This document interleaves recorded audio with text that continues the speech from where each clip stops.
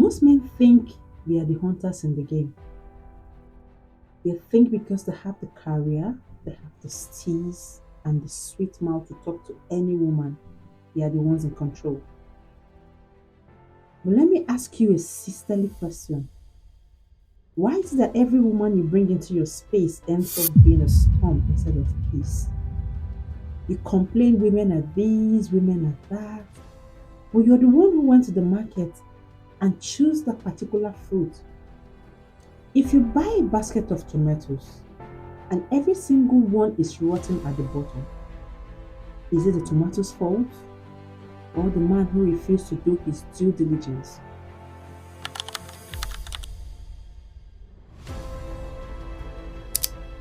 I've sat across from successful men who looked genuinely confused. One of them told me, Wugsy, I give them everything. Why does it always end in chaos? When we unpacked his dating history, every woman he chose had the same pattern: flashy, dependent, emotionally reactive, different names, same blueprints. That's when I realized most men don't have a woman problem, they have selection problem. Listen to me, a man who cannot choose well will soon lose well. Today, I want to show you why your magnet is only pulling drama and liabilities instead of a partner. Because the truth is, you are the one setting the frequency.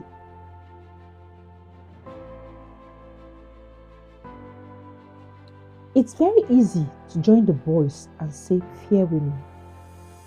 It's a popular trend, right? But a man who is intentional about building a destination home must first check his own vision.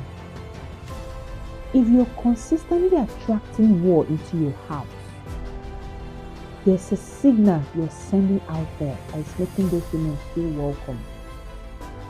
You are broadcasting a frequency, and I've identified 5 signals you're sending that are literally sabotaging your own peace.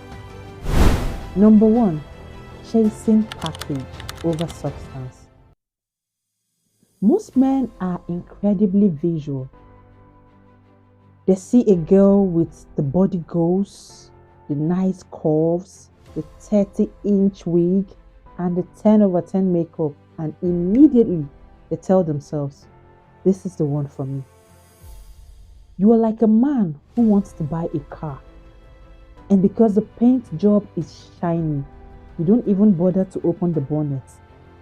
You don't check the engine. You don't check the transmission. You just pay because the car looks good in photos. My brother, na engine dey carry person reach destination, no be paint. You're chasing a social media aesthetic. You marry the package, but 6 months later, you realize she lacks the emotional intelligence to handle a rainy day. You bought a Ferrari body with a keke engine, and now you're wondering, why are you stuck on the highway of life? I once watched a man ignore every red flag because the chemistry between him and his girl was intense.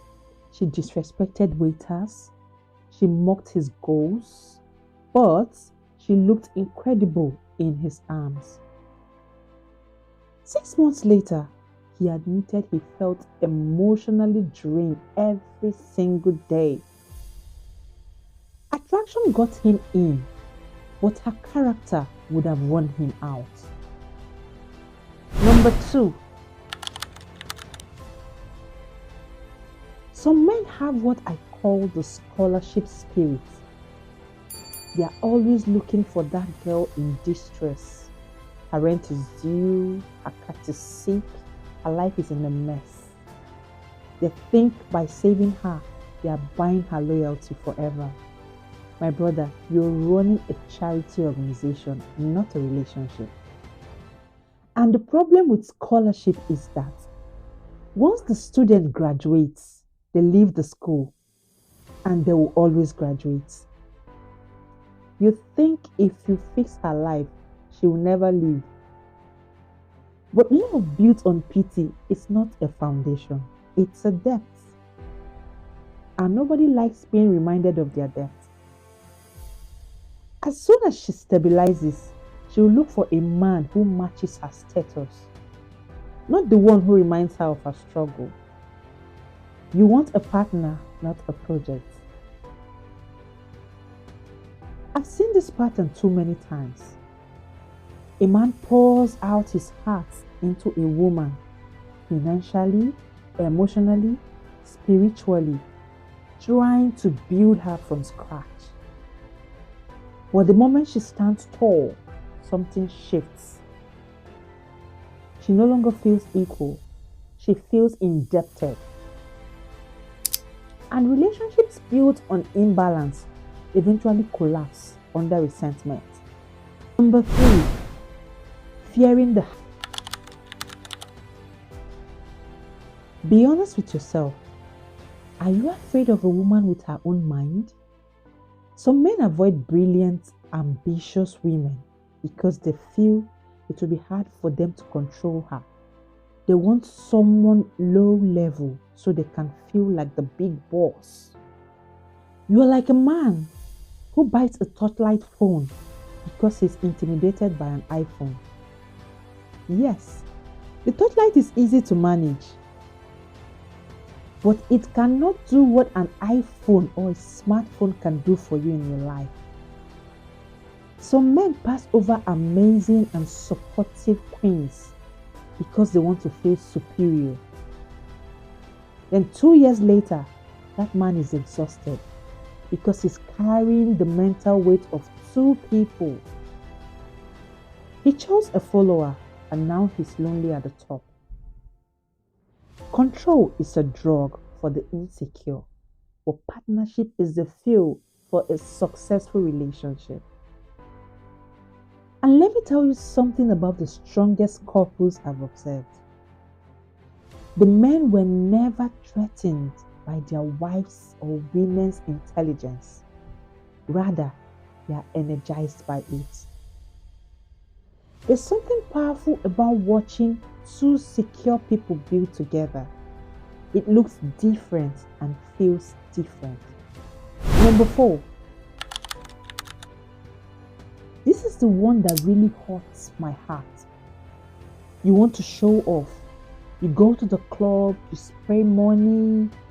You want her to see that you have arrived. The hard truth is, you're literally fishing with $100 bills as bait. If you use money as bait, don't be surprised when you catch a gold digger. You signal that your value is in your bank account, so she didn't bother looking at your heart. Stop using your pocket to talk. Start using your vision to speak. I once asked a man a simple question. If you lost everything tomorrow, would she still stay? He went quiet. And in that silence, he already knew the answer. Number five, if a man has a no in his mouth, he will eventually have trouble in his house. If you're always available for any girl that flashes a smile, you are an open field. Cows will graze there and people will dump their refuse there. The reality I see of men who are too available is often that when a girl ignores their text messages for 3 days, then sends a hey, they jump and reply in 2 seconds. You have no boundaries, so that's why she treats you like a backup plan. She plays with the men who are busy with their mission, and she comes to dump her emotional garbage on you because she knows you'll catch it. If you don't value your time, she never will. One man once told me he was always available because he didn't want to lose her. But in trying not to lose her, he eventually lost himself. And once respect fades, affection follows. The wrong woman isn't always the problem. Your choice is the problem. Until you change the frequency you're broadcasting, you'll keep attracting the same ladies. I am Wogsy Brown. I'll see you in the next one.